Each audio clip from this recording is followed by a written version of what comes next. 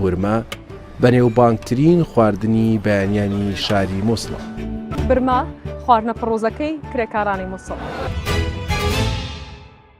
لە بازاری نەبی یونس لە مووسڵ دەست پێ دەکەین. لەم بازارە خواردنێک هەیە بە ناوی بورمە زۆر بەناوبانگە و بەیانیان کرێکارەکان پێشەوەی بڕۆنە سەر کار ئەبێ ئیلا ئەم خواردنە بخۆن بۆ لەبەرەوەی وزەیەکی یەکجار زۆری تایە خواردنەکە لە پاقلەمەنەکان پێکاتووە وەکو پاقلی ڕەش و سوور و نیسک و نۆک لە هەمان کاتە هەندێک جار گۆشتیشی تێئەکەن. ئەنجا وزەیەکی یەکجار زۆریان پێئەدا. ڕاستە ناوی بورمەیە بەڵام وەکو برمەکەی خۆمان نییە کە تەنها لە نان و گوێز پێکاتوێ بەڵکوی ئەمان جیاوازە. ئەنجا ئێمە فیچەرێکمان بۆ ئامادەکردوون با پێکەوە بینەری بین.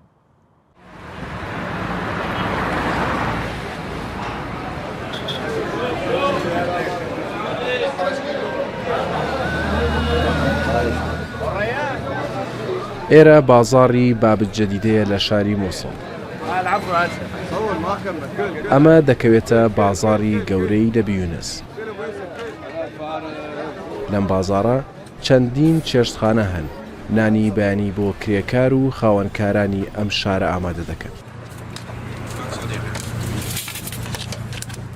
بەڵام لە یەک شوێن کاژێی سێی بەرەبەیان دەست بە ئامادەکردنی خواردنێک دەکرێت کە لە مووسڵ پێی دەڵێن بورما. بورما بەنێوبانگترین خواردنی بەیانیانی شاری مووسڵە.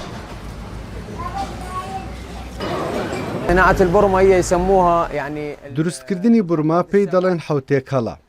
حوتێکەڵە هەندێک کەس هەیە پاقلا، نیسک، نیسکی ڕەش، لۆبیای سوور و گەرمەکوتا تێکەڵ دەکەن. ئەمانە پێکاتەکانن. لەگەڵ ئێسقان و گۆشت دەیکوڵێنن. مەنجەڵێکی بوخاریم هەیە. لە ناو ئەو مەنجەڵەدا دەیکوڵێنم و خواردنێکی زۆر خۆشی لێ دەردەچێت. کرێکارەکان پێش ڕۆژهەڵاتن کاتێک بۆ سەرکارەکانیان دەڕۆن بە چەند هەزارێک خواردنێکی پڕ وزە دەخۆن. ئەم خواردنە زیاتر لە وەرزی زستاندا ئامادە دەکرێت.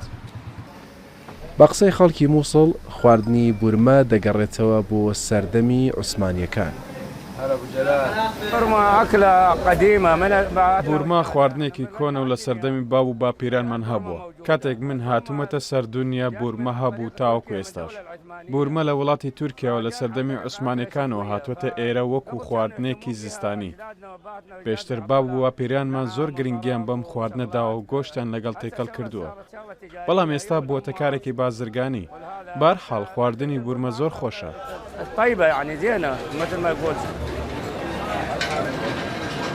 جگە لە کرێکاران خەڵکی ئاسایی مووسڵ و مامۆستا و خانەنشینانیش بۆ بورمە خواردن سەردانی ئەم شوێنە دەکەن.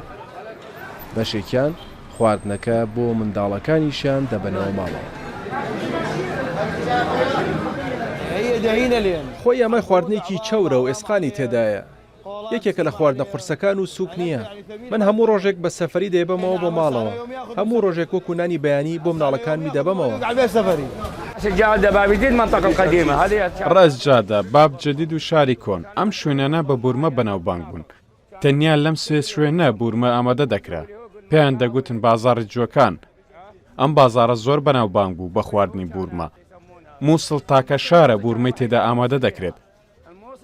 لە بەعشقە و حەمدانی و مووسڵی کۆن ئەم شوێنانە زۆر بەناوبانگ بوون بە خواردنی بورمە. ناردومانە بۆ باشوور و باکووری عێراق وەکو دۆڵمە بوو بە هەمان شێوە.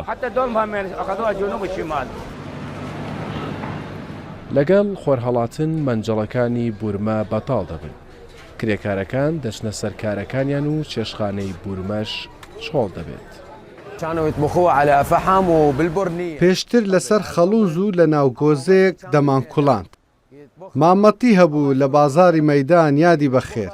ئەم خواردنەی بەم شێوەیە لە ناو گۆزەیەکدا بە ڕێگەی کۆن ئامادە دەکرد. بەڵام ئێستا کارەکە پێشکەوتووە و لە ناو مەنجەڵیشدا ئامادە دەکرێت. ئەوەی کە زۆر تامی خواردنەکە خۆش دەکات ئێسقانەکانە. مووسڵ دووەم گەورەترین شاری عێراقە. تاوەکو ئێستا مێژووی دروستکردنەکەی بە تەواوی دیار نییە. بەڵام بە پێی لێکدانەوەکان مێژووی ئەم شارە دەگەڕێتەوە بۆ 1800 ساڵ پێش زاین.